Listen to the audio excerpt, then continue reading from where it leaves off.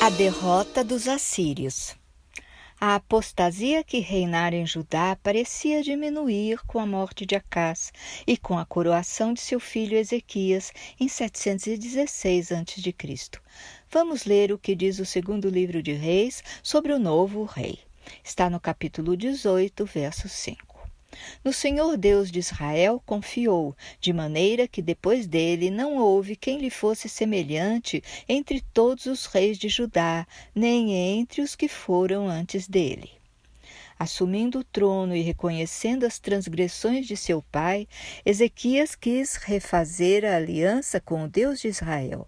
Reabriu o templo e convocou os sacerdotes para que retomassem o culto ao Senhor, incluindo proclamas para que Israel do Norte também viesse participar em Jerusalém das festas da Páscoa. E embora muitos zombassem, muitos compareceram. Reconhecendo que alguns dos israelitas que comeram a Páscoa não estavam purificados segundo as normas, Ezequias orou por eles, como está em 2 Crônicas 18, verso 20. O Senhor, que é bom, perdoa todo aquele que tem preparado seu coração para buscar ao Senhor Deus, o Deus de seus pais, ainda que não esteja limpo, segundo a purificação do santuário. E ouviu o Senhor a Ezequias e sarou o povo. Depois disso, os israelitas limparam Judá da idolatria, quebrando estátuas, cortando bosques e derrubando os altos e altares, inclusive a serpente de metal que Moisés fizera e que vinha sendo adorada. Ezequias também restabeleceu os compromissos das ofertas e dízimos, como está em 2 Crônicas, capítulo 31, versos 20 e 21, E assim fez Ezequias em todo Judá, e fez o que era bom, e reto, e verdadeiro perante o Senhor Deus. E toda a obra que começou no serviço da casa de Deus, e na lei, e nos mandamentos, para buscar a seu Deus, ele a fez de todo o seu coração e prosperou. Em 722 a.C., Samaria foi tomada pela Assíria. Assim, o povo do Reino do Norte perdeu sua capital e sofreu as consequências por ter rompido a aliança com Deus.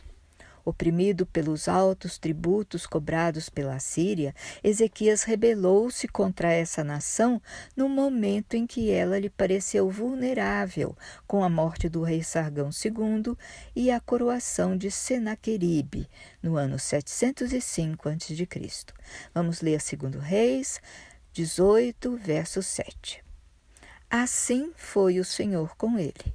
Para onde quer que saía, lograva bom êxito. Rebelou-se contra o rei da Assíria e não o serviu. Mas, em 701 a.C., o rei Senaqueribe reagiu e ergueu-se contra Judá.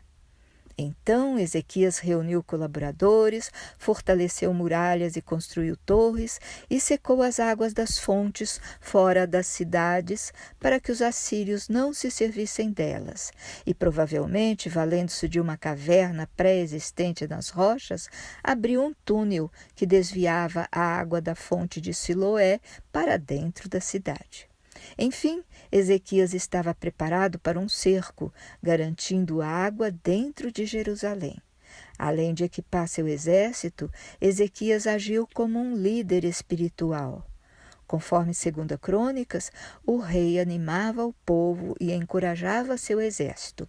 Vamos ler 2 Crônicas 32, verso 7. Sede fortes e corajosos, não temais, nem vos assusteis por causa do rei da Síria, nem por causa de toda a multidão que está com ele, porque um há conosco maior do que está com ele. E mais, com ele está o braço de carne, mas conosco o Senhor, nosso Deus, para nos ajudar e para guerrear nossas guerras. O povo cobrou ânimo com as palavras de Ezequias, rei de Judá. Como comenta Ellen White em Profetas e Reis, página 351, o rei Ezequias estava determinado a fazer sua parte para resistir ao inimigo. Havendo feito tudo o que estava ao alcance da energia e do planejamento humano, reuniu seus exércitos e os animou a ser fortes e corajosos. E veio realmente para ajudar a ajuda divina, e os exércitos invasores da Assíria foram destruídos. Pensando no empenho de Ezequias e na ação divina, cabe citar as exortações do apóstolo Paulo em Filipenses capítulo 2, verso 13. Porque Deus é o que opera em vós, tanto querer como o efetuar, segundo a sua vontade. A lição destaca também a astúcia com que Senaqueribe tentou ganhar Jerusalém, indispondo o povo contra seu rei e contra seu Deus, evidenciando os méritos da Assíria, que vinha vencendo tantas nações e seus deuses. Senaqueribe sentia-se realmente o dono do mundo e enviou seu oficial Rabsaqué para intimidar o povo de Judá, fazendo-o desacreditar de Ezequias, do rei de Israel e da ajuda do Egito. Senaqueribe esperava que Judá se rendesse sem qualquer resistência, mas é difícil controlar pessoas que estão preparadas com o espírito fortalecido pela confiança que depositam em seu governante e em seu Deus. Que isso sirva de lição para qualquer povo, em qualquer época. Ellen White faz um comentário em Profetas e Reis que nos leva a uma reflexão. Para ela, a Assíria e outros povos não tinham nenhum temor e respeito pelo Deus de Israel por culpa da apostasia do próprio povo de Deus, que o desprezara e blasfemara, adorando estátuas inertes.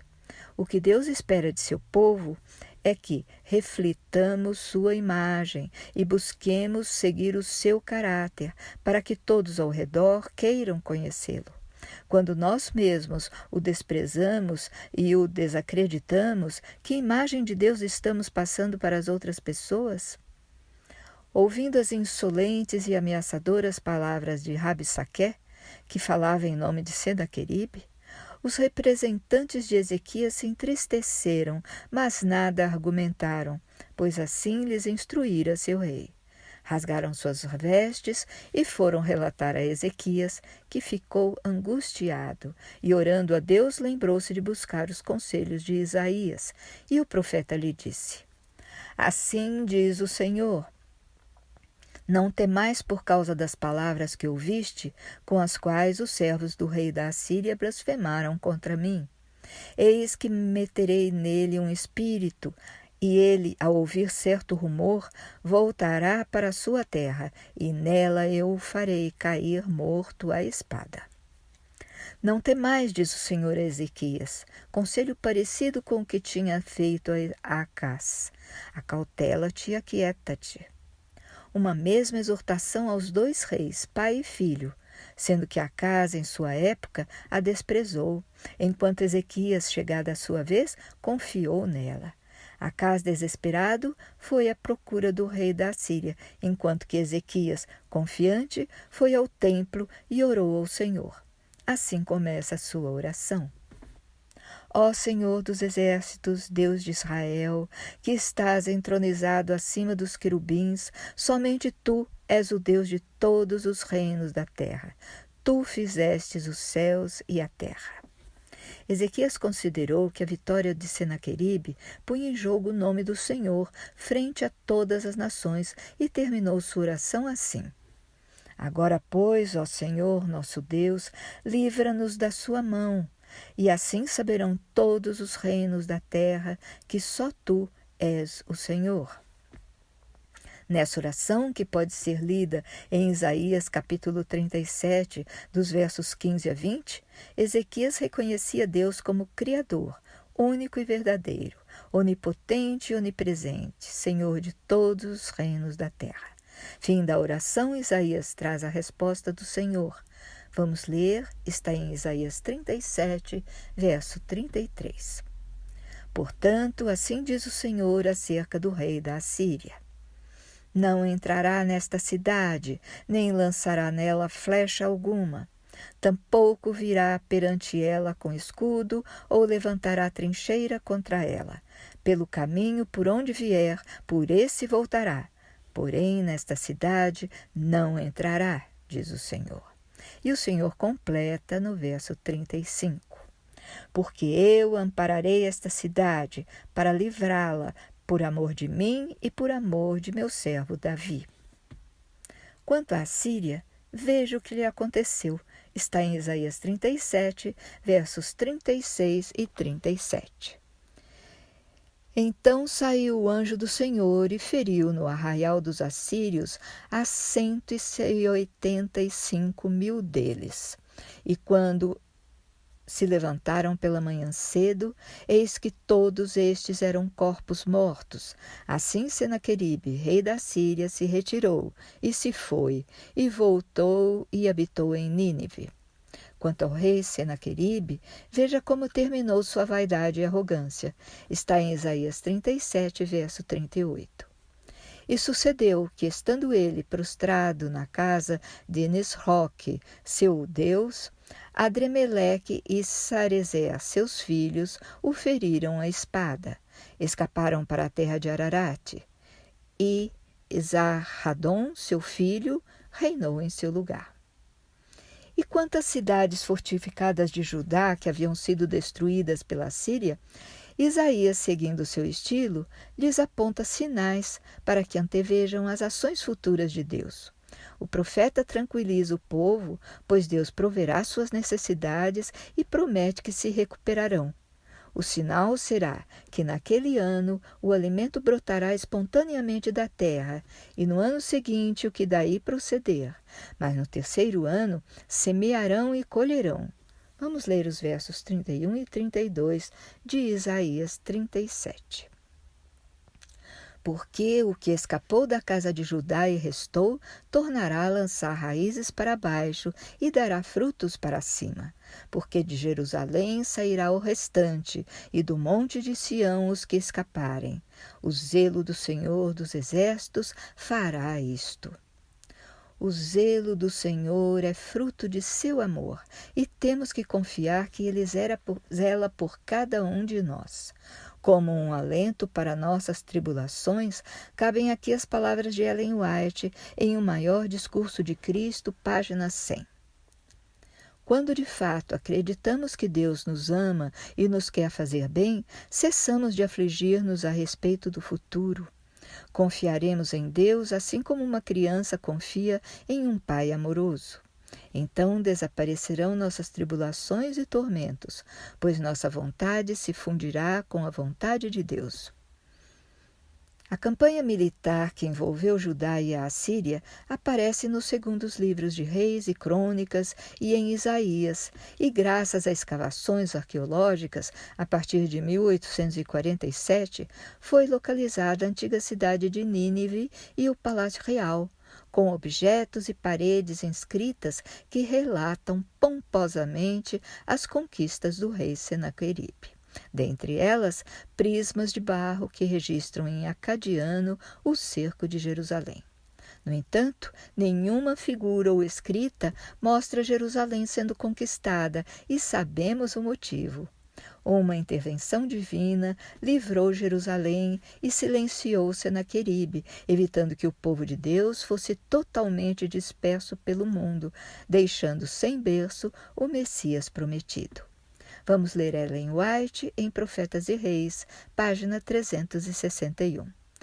O Deus dos Hebreus havia prevalecido sobre a orgulhosa Assíria. A honra de Jeová foi vindicada aos olhos das nações vizinhas. Em Jerusalém, o coração do povo estava cheio da santa alegria.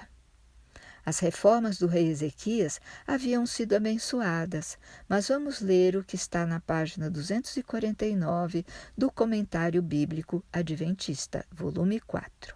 Satanás estava determinado a causar a morte de Ezequias e a queda de Jerusalém.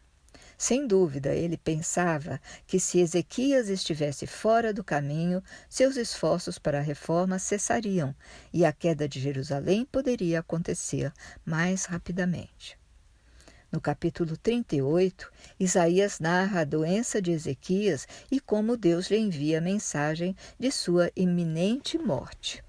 Diante das humildes súplicas do rei, o Senhor lhe concede mais 15 anos de vida e promete libertá-lo e a Jerusalém dos ataques da Assíria. Como um sinal de que a promessa se cumpriria, a sombra do sol no relógio de Acás retrocedeu 10 graus. Assim como a estrela de Belém, uns 700 anos mais tarde, atrairia os sábios do Oriente para conhecerem o recém-nascido Jesus, aquele fenômeno solar, como sinal a Ezequias, atrairia mensageiros para reconhecerem o poder do rei de Israel. Mas o rei Ezequias, recém-curado, desprezou aquela oportunidade de divulgar seu Deus. Visitado por mensageiros da Babilônia, encheu-se de orgulho por seus pertences e tesouros, e só isso mostrou aos visitantes, fazendo-os cobiçarem ainda mais as terras de Judá. Isaías então profetizou: Eis que virão dias em que tudo quanto houver em tua casa e o que entesouraram teus pais até o dia de hoje será levado para a Babilônia. Não ficará coisa alguma, disse o Senhor. Está em Isaías 39, verso 6. E mais sobre o cativeiro babilônico no verso 7. E até de teus filhos que procederem de ti, e tu girares, tomarão, para que sejam eunucos no palácio do rei da Babilônia. Diante disso, Ezequias reconheceu que a palavra do Senhor era justa, mas que a punição não ocorreria em seus dias, então ele viveria em paz e no Senhor. Então disse Ezequias a Isaías: Boa é a palavra do Senhor que disseste. Disse mais: Pois haverá paz e verdade em meus dias. Vamos concluir destacando que, ao contrário de seu pai, Ezequias escolheu confiar em Deus e não nos reis da terra. Aprendemos com Ellen White que para vencermos nossas fraquezas que nos levam a escolhas erradas, devemos travar duras batalhas com nosso eu, mas se mantivermos o olhar em direção a Jesus, com fé, receberemos força para cada emergência. Vamos ler o que ela diz em Refletindo a Cristo, página 100. Todas as faculdades de uma natureza regenerada precisam ser mantidas em exercício constante diário. Cada dia teremos oportunidade de crucificar o eu e lutar contra as inclinações e o temperamento perverso que impelem a vontade na direção errada. E conclui: o repouso e o triunfo da vitória ainda não são nossos, a não ser que pela fé celebremos a vitória que Cristo obteve por nós. Até a próxima semana!